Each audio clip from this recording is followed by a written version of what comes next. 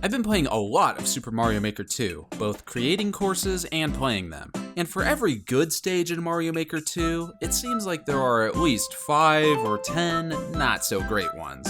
So today I want to give you all some tips that may result in creating better courses. This is meant more for beginners, but maybe even more experienced creators will learn a thing or two. Anyway, let's jump into it.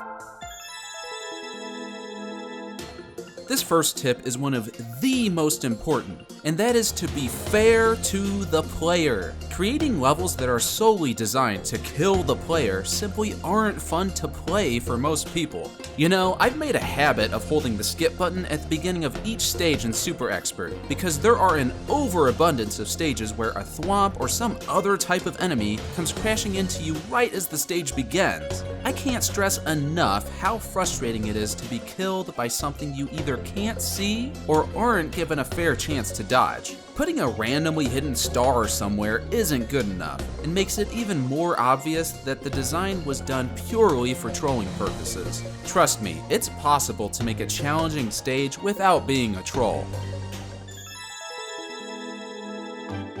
One of the first things I do when designing a new course is decide on what I want the course to be. What style or theme do I want to use? Do I want it to be puzzle focused, pure platforming? Should I use a clear condition? Should it be day or night? After making one of those simple choices, then you have to decide what kind of mechanics or ideas you want to incorporate into your course. Maybe you want to make a course all about stomping Goombas. That's fine, but it might be too basic. So you'll have to expand on that idea and think of interesting ways to utilize the Goombas. Maybe you could stack them, put them on tracks, or maybe they're hanging from claws. There are many ways you could turn what seems like a basic idea into a creative one by mixing elements together. The best courses I've played do this exact thing, and it helps to make the course stand out.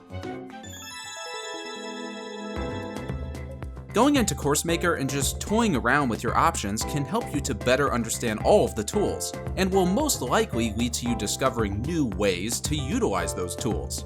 Clicking and holding on certain objects will often bring up a list of modifiers, so don't forget to experiment with that to see what hidden goodies are there for you to use. It's also good to mix building elements together to see what bizarre contraptions you can create. You can then take what you've learned and apply that to your future courses.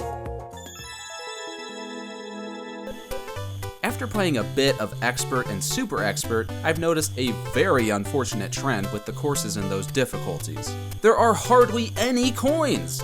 Not only do coins help you reach the next one up, but they're incredibly useful for helping to guide the player. Let's say you have a blind jump in your level. Typically, this is not a great design choice. But you could place coins, which then gives the player a path to follow, turning a poor design into a, well, okay, it's still not great design, but it's better than before. Seriously, put coins in your stages. I'm tired of getting game over because there aren't any damn coins. When you create courses, the terrain section of your course elements is your best friend, and you shouldn't underestimate just how valuable these objects are. Sometimes, forgetting to place a wall, ceiling, or floor somewhere can lead to easily skippable sections for the player. Terrain is also great for creating atmosphere and setting a clear path. Using these elements to flesh out your course can turn a plain-looking level into a more interesting one.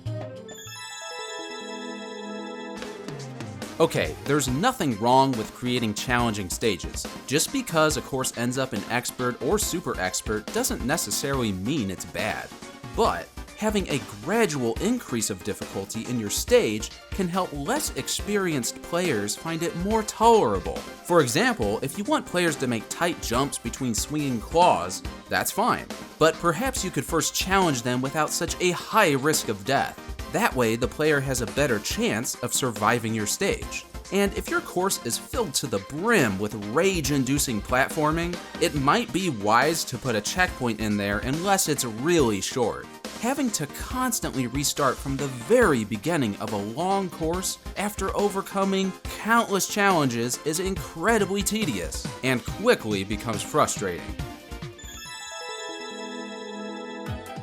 Playing both story mode and course world is a great way to learn and discover new ideas. Obviously, course world is a mixed bag.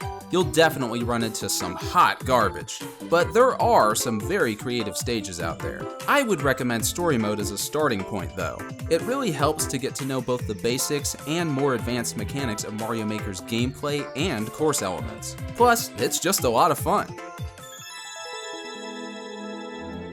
Going into the dojo and looking through the Maker lessons is an excellent way to better understand course making if you're new to Mario Maker. I've only watched a few out of curiosity, and from what I've seen, they are short and simple to understand tutorials and guides, ranging from beginner to advanced. It's definitely worth checking out. Many of the courses I've played clearly suffer from a common trait: a lack of playtesting. Testing your course will help you find exploitable flaws and errors in the layout of your stage. It's not enough to test it just once after you're finished designing. You really have to step outside the perspective of being the course creator and think of what other players might do. Take this design for example. The idea here is to use the yellow block to get across the gap, but oops, looks like you can just jump across it without using the block at all. Well, I guess I'll just have to increase the size of the gap. Trust me, testing is one of the most important aspects of course creating. I've had many flaws in my stages that I never would have found without testing several times. And if you have a friend or family member nearby, it's worth trying to get them to test it too before uploading. They may find things that you didn't. Feedback can be very helpful. Good courses don't magically get built in 10 minutes. Taking your time is key to making better courses. Don't be in a rush, it's not a competition. I often step away from making my courses for a bit, and when I come back, I may not like things as much as I did initially. Or I may notice flaws or errors that I didn't before. Maybe I was too tired, maybe I wasn't focused enough, who knows? Designing everything in one session is not always the best idea. So sit back, relax, and take your time. That stage with nothing but flying thwomps might not be the good idea you thought it was, even if you can beat it. Anyway, that about wraps up my tips. Like I said, this is mostly directed at beginners, and I hope some of you were able to benefit from it. If you have a course you made that you're really proud of, please let me know below. I would love to try it. Thank you all so much for watching. I hope you have a fantastic day, and I'll catch you later.